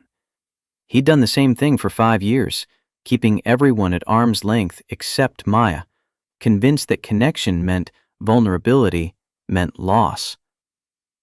Maybe it's time to find out what happens when you do. Victoria's expression shifted, defenses lowering just enough to let possibility through. Are you saying you want to, what, date? Actually date? I'm saying I'd like to have dinner with you, without cameras, without strategy, just to see if the person I met Saturday exists when there's no performance required. And if she doesn't, then we have a nice meal and part as people who tried. Carter pulled out his phone, showed her a text from his delivery supervisor. Need you to call ASAP.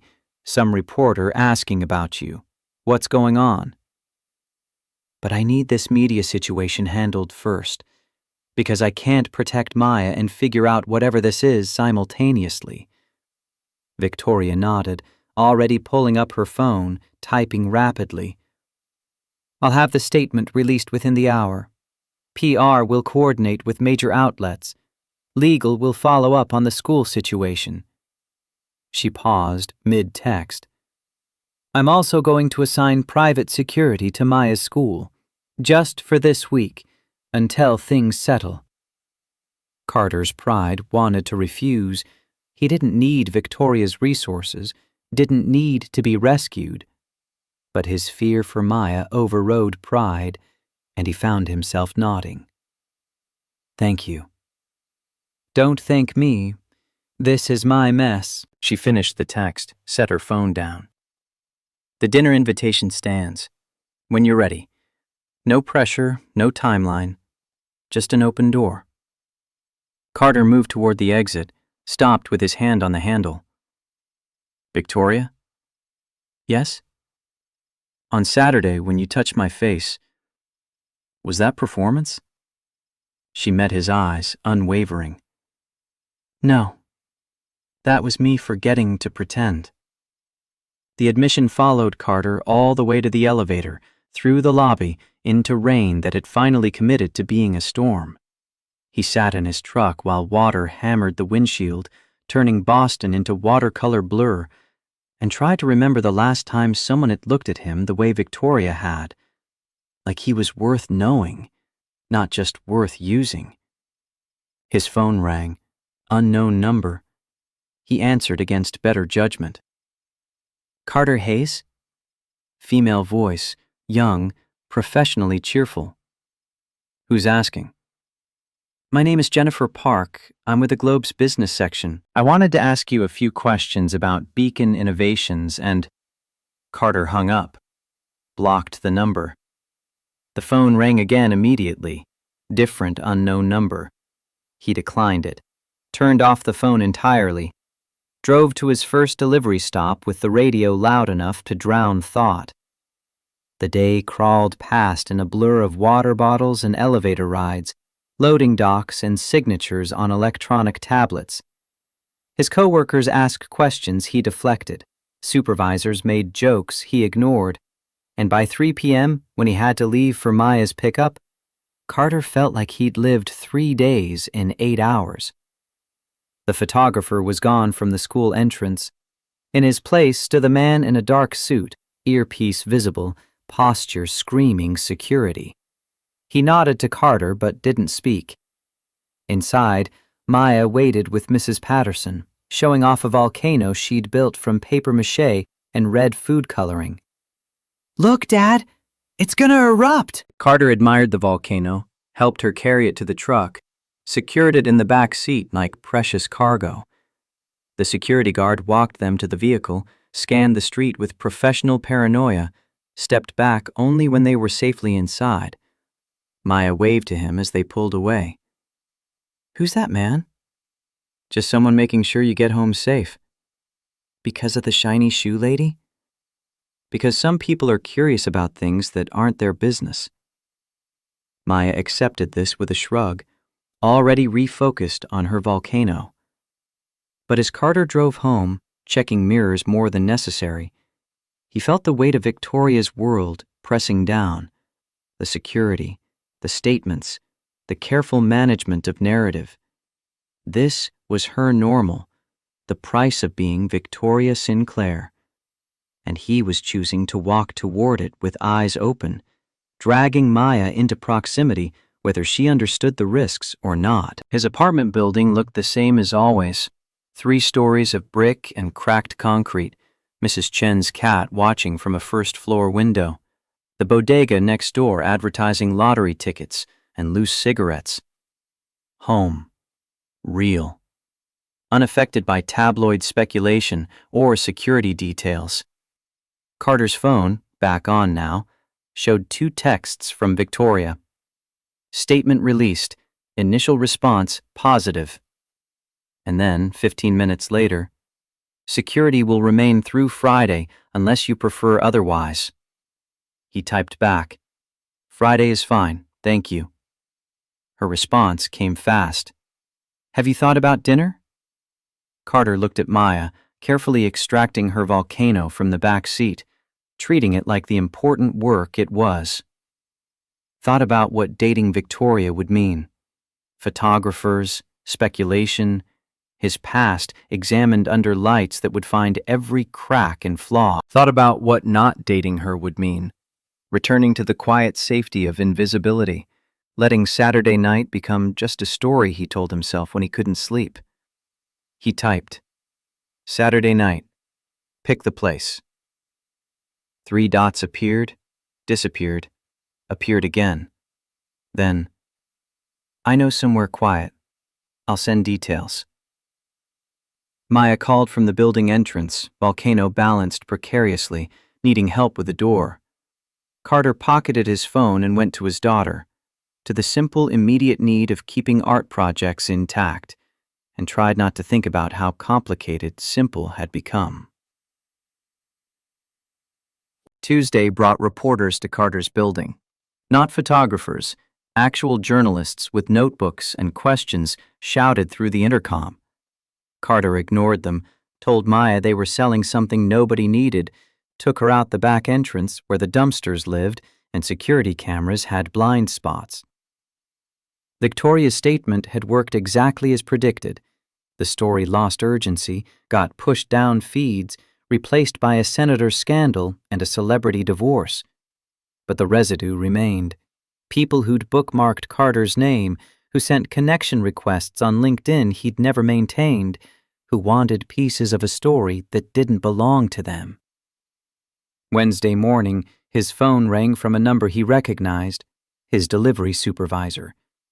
Carter answered while making Maya's lunch, phone wedged between shoulder and ear. "Hayes, we need to talk." The tone said this wasn't about schedule changes. About what? About the fact that you're all over the internet with some billionaire, and we're getting calls from reporters asking about our company, and I've got corporate breathing down my neck about liability and image. A pause. "They want you to take a leave. Paid. Until this blows over." Carter's hand tightened on the bread knife. "I didn't do anything wrong." "I know that. But you're a distraction. And in this economy, distractions get cut loose." The supervisor's voice softened slightly. "Take the leave, Carter. 2 weeks. Let things calm down. Your job will be here when you get back." The implicit threat was clear. Take the leave or find yourself unemployed. Carter agreed because arguing would change nothing, because Maya needed his health insurance, because losing this job meant finding another and explaining why he'd been let go. After he hung up, Maya looked up from her cereal. "Are you in trouble?" "No, sweetheart. Just taking some time off work." Because of the shiny shoe lady? Everything kept circling back to Victoria. Carter sat across from Maya, watched her methodically sort her cereal by color before eating it. Kind of, but it's not her fault. It's just how things work sometimes. That seems unfair. It is. Maya considered this, nodded once, returned to her cereal sorting. Carter's phone buzzed, Victoria calling. He answered in the hallway, out of Maya's earshot. "I just heard from my security team. There were reporters at your building this morning." "I handled it." "And your work? Are they—" She stopped, seemed to recalibrate. "I'm overstepping. I'm sorry." "They put me on leave. Paid. 2 weeks." Victoria cursed softly. "I'll compensate you for the lost." "No." The word came sharp, automatic. "This isn't about money, and I don't need you solving every problem." Silence on the line, thick with unspoken tensions. Then Victoria's voice, quieter. "You're right. I'm trying to fix things I can't fix." It's a reflex. Carter leaned against the hallway wall, closed his eyes. "I know you're trying to help, but I need to handle some things myself. Need to feel like I have control over something. What can I do that wouldn't feel like I'm taking control?" The question surprised him. Its directness, its understanding of what he needed versus what she wanted to give. "Keep Saturday open. Let me meet you somewhere instead of sending a car. Let this one thing be normal." Normal. She tested the word like it was foreign. "I don't remember what that is anymore." "Then maybe we figure it out together." After they hung up, Carter stood in his hallway listening to Maya sing something to herself in the kitchen, off-key and happy. Normal used to mean delivery routes and homework and weekends at the public pool. Now it meant navigating media storms and hiring security and dating a woman whose life operated on a frequency he'd left behind 5 years ago. Thursday afternoon, Carter's past arrived in his present via registered mail. He signed for the envelope, thick and official, and his stomach dropped before he even opened it. Legal letterhead, family court, petition for modification of custody arrangement, Claire Winters versus Carter Hayes. The words blurred together, legal language that boiled down to something simple and devastating. Claire wanted Maya back, or wanted partial custody at minimum. 6 months of documented sobriety, stable housing, employment, therapy, compliance. All the boxes checked, all the excuses removed. Carter read it standing in his doorway, rain starting again, the mail carrier already 2 buildings down. Read it 3 times to make sure he wasn't misunderstanding. Claire had signed away her rights 3 years ago, walked out of their lives like they were a coat she'd outgrown. And now she wanted back in. Wanted Maya to know her as mother instead of absence. His hands shook. He forced them still. Called the only lawyer he could afford, a guy named Dennis, who'd handled the original custody case for half his usual rate because he liked Carter's face, or believed in the cause, or just needed the hours. Dennis listened while Carter explained, made sympathetic noises, delivered the news Carter had been dreading. "She has a case. Courts favor reunification. If she's genuinely sober, genuinely stable, a judge will at least grant supervised visitation. She abandoned Maya, left her with a neighbor and disappeared for 4 months. That doesn't just get forgiven. Legally? When addiction's involved? It absolutely can. Dennis paused. I'm not saying she'll win full custody, but she's entitled to try, and will need to respond within 30 days. Carter thanked him, hung up, stood in his quiet apartment with rain hitting windows and Maya at school learning about photosynthesis or the water cycle, or whatever else happened in second grade. Stood there and felt the foundation he'd built for 5 years start to crack, not from external pressure, but from something older, something he'd thought was buried deep enough to stay dead. He texted Victoria without thinking, "Claire's suing for custody." Her response came within seconds.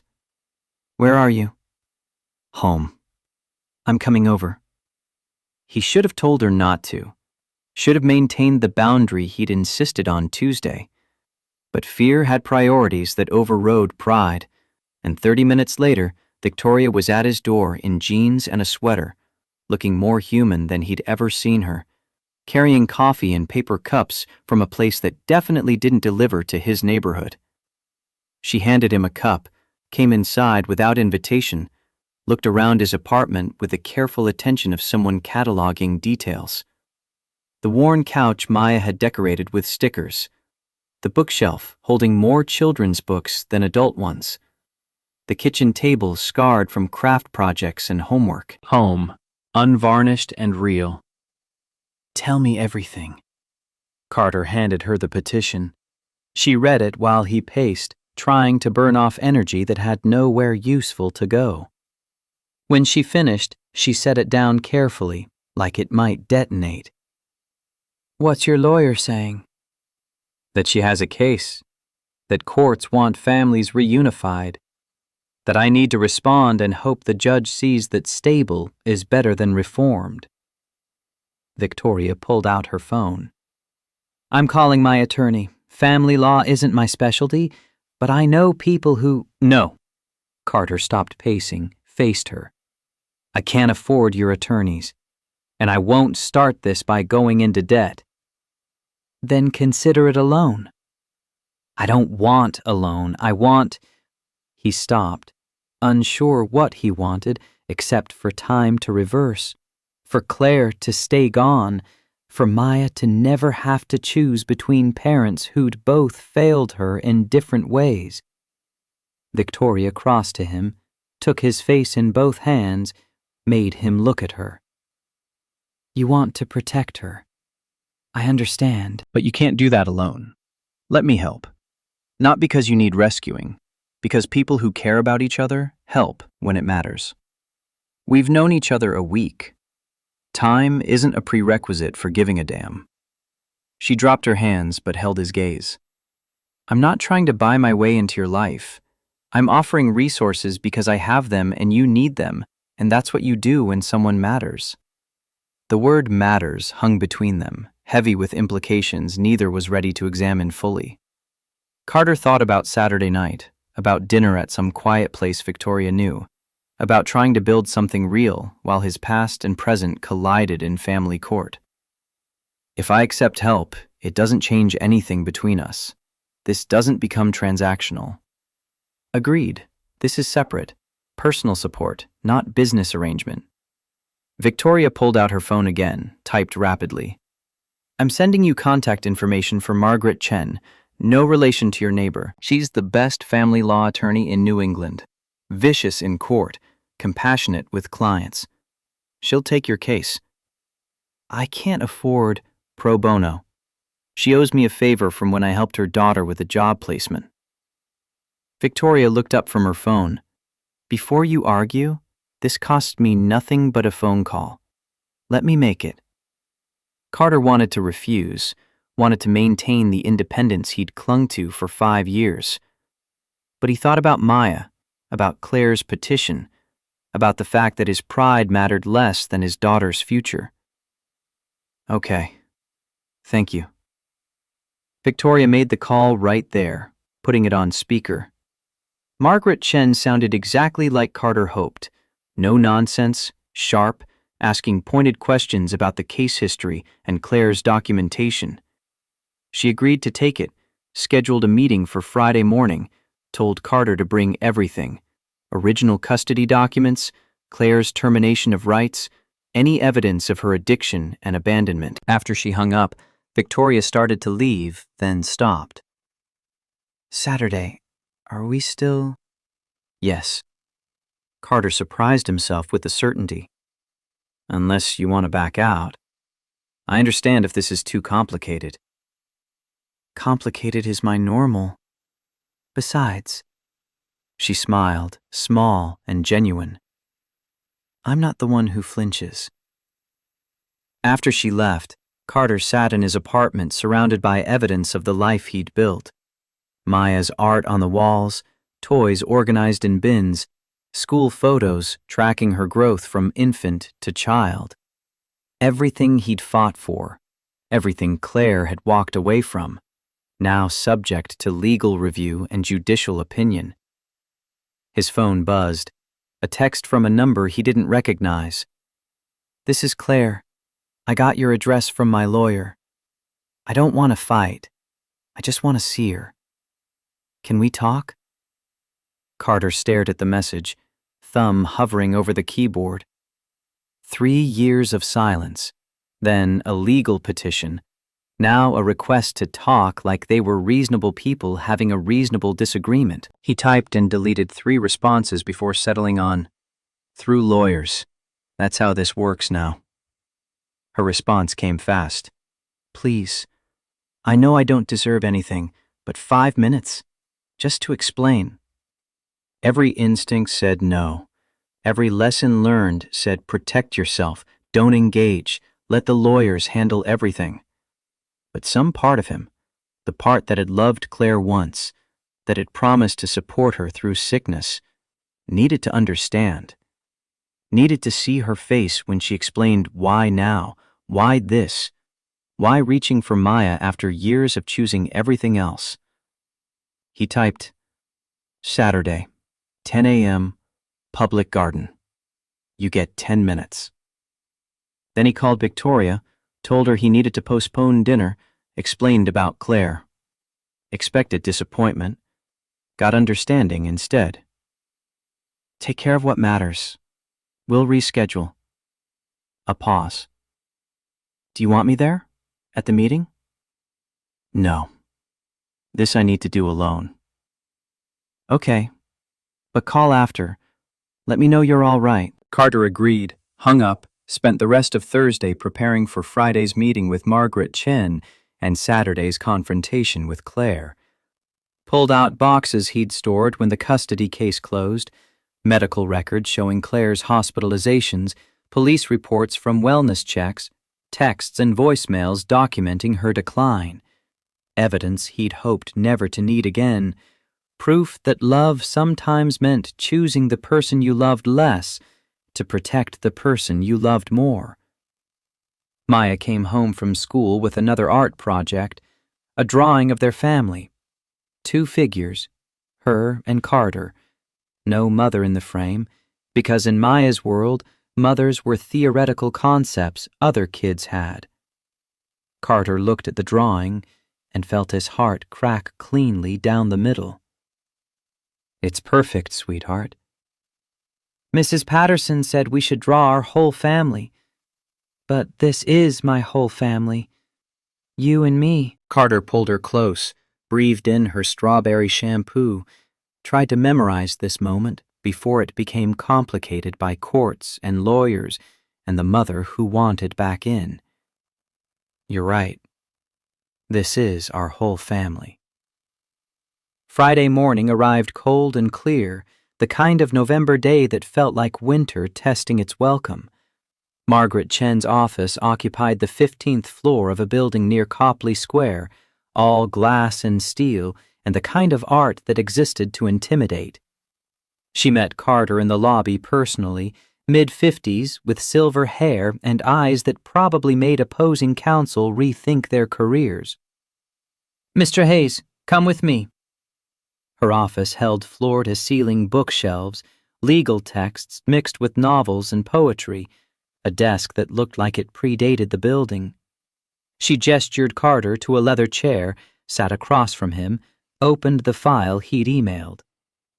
"I've reviewed everything. The original custody case, Claire's termination of rights, her current petition." I'll be direct. She has standing. The question is whether she has merit. Margaret leaned forward. "Tell me about your daughter, not the legal facts. The real child."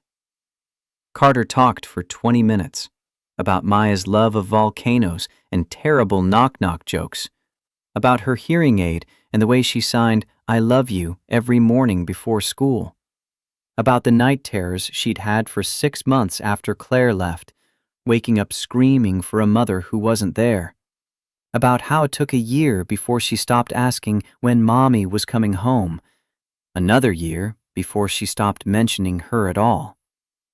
Margaret took notes, asked pointed questions, built a picture of Maya that went beyond court documents. When Carter finished, she set down her pen. "Here's what's going to happen. Claire will get supervised visitation. The judge will grant it because courts favor parent-child relationships, and 6 months of sobriety shows effort. But full custody? Joint custody? No.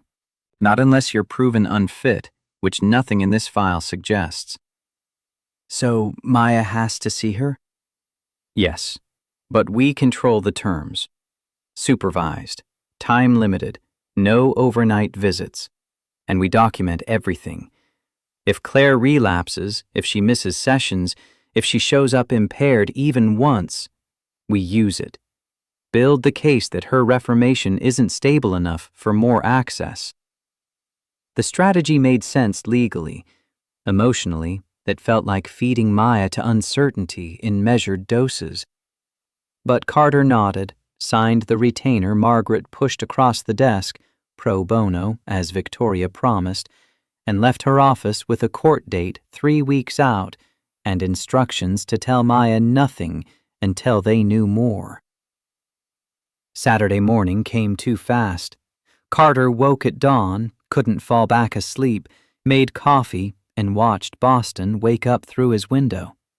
At 9:30, he walked to the public garden, early because anxious, taking the long route because delay felt like control. Claire sat on a bench near the lagoon, wearing clean jeans and a jacket that looked new, hair pulled back, makeup minimal. She looked healthier than Carter remembered, color in her cheeks, steadiness in her posture. Looked like someone who'd climbed out of the hole that swallowed her, and the sight made him angry in ways he hadn't prepared for. She stood when she saw him, didn't approach, waited for Carter to close the distance, and even that felt like strategy, like someone had coached her on how to seem less threatening. "Thank you for coming." Carter checked his watch. "You have 10 minutes. "I'm not trying to take her from you." "You're suing for custody. That's exactly what you're trying to do." Claire's face creased. Pain or performance, Carter couldn't tell. "I'm trying to be her mother. There's a difference." "You had your chance. You chose drugs. You chose to leave. Those were your choices, and they don't get erased because you're sober now." "I was sick." "You were selfish." The words came harder than Carter intended, years of suppressed rage finding voice. "You had resources, insurance, support. You could have gone to treatment and came back. Instead, you disappeared, left Maya with Mrs. Chen and a note about needing space. 4 months, Claire. She was 4 years old." Tears tracked down Claire's face, and Carter felt nothing. Had cried himself out years ago, watching Maya cry for a mother who wasn't coming back. "I know I can't fix that. Can't undo it. But I'm different now. 6 months clean, therapy 3 times a week, steady job, stable housing. I've done everything right. For 6 months. Maya's been without you for 3 years. And whose fault is that? The question came sharp, defensive. Then Claire seemed to catch herself. I'm sorry, I don't mean... You did the right thing, fighting for custody, protecting her. But she's my daughter too. I have rights. You signed those rights away. Under duress. I was actively using. Not in my right mind. A judge will see that. Carter's hands curled into fists, relaxed with effort. What do you want, Claire? Really? I want to know her. Want her to know I didn't just abandon her because I stopped loving her. I was drowning, and I couldn't save us both. Claire took a step closer, and Carter held his ground. I saw the photos. You and that woman. The billionaire. And I realized you've moved on. You have a whole life I'm not part of. But Maya is part of me, and I can't move on until I try. The manipulation of it was clear, using Victoria against him, framing this as Carter having happiness while Claire had nothing. But beneath the strategy, Carter heard something else. Genuine grief. Genuine desire to repair what she'd broken. It didn't change anything, but it complicated his anger, made it harder to hate her cleanly. The court will decide what happens. Until then, you don't contact me. You don't go near Maya's school. You don't try to see her. Understood? Can I write her? Letters you could give her when you think she's ready? Carter wanted to say no, wanted to deny Claire every avenue, but he thought about Maya someday asking about her mother, wanting to understand, thought about having answers instead of just absence. One letter. I'll read it first. If it's appropriate, I'll keep it for when she's older. Claire nodded, wiping at her face. Thank you. That's more than I deserve. It's not for you. It's for Maya, so she knows her mother thought about her, even if from a distance. Carter turned to leave, made it 3 steps before Claire's voice stopped him. The woman, Victoria, do you love her? The question was boundary crossing, inappropriate, none of Claire's business. Carter answered anyway. I don't know yet, but I'm finding out. He walked away without looking back, left Claire standing by the lagoon while swans glided past, indifferent to human drama. Made it to the park exit before pulling out his phone, calling Victoria like she'd asked. She answered on the first ring. How did it go? About as expected. She cried. I stayed angry. Nothing changed, except now I know she's serious about this. Are you okay? Carter looked around at Boston on a Saturday. Families in the park, runners on the path, the city alive and indifferent to individual struggles. No. But I will be. Come over, or I'll come there. You shouldn't be alone. Maya's at a friend's house until 2. I need to pick her up, be normal for her. Then tonight, after she's asleep, we'll have that dinner. I'll cook. You cook? Badly, but I try. A pause. Say yes, Carter. Let me be there for this. He should have said no, should have maintained distance while the custody case unfolded, but standing in the park where he'd just confronted his past, he wanted nothing more than to walk toward a future that included Victoria's terrible cooking and the possibility of not being alone. Yes. Text me your address. Already done. See you at 8. Carter hung up, spent the rest of the day trying to be present for Maya, picking her up, taking her to the library, making grilled cheese for dinner.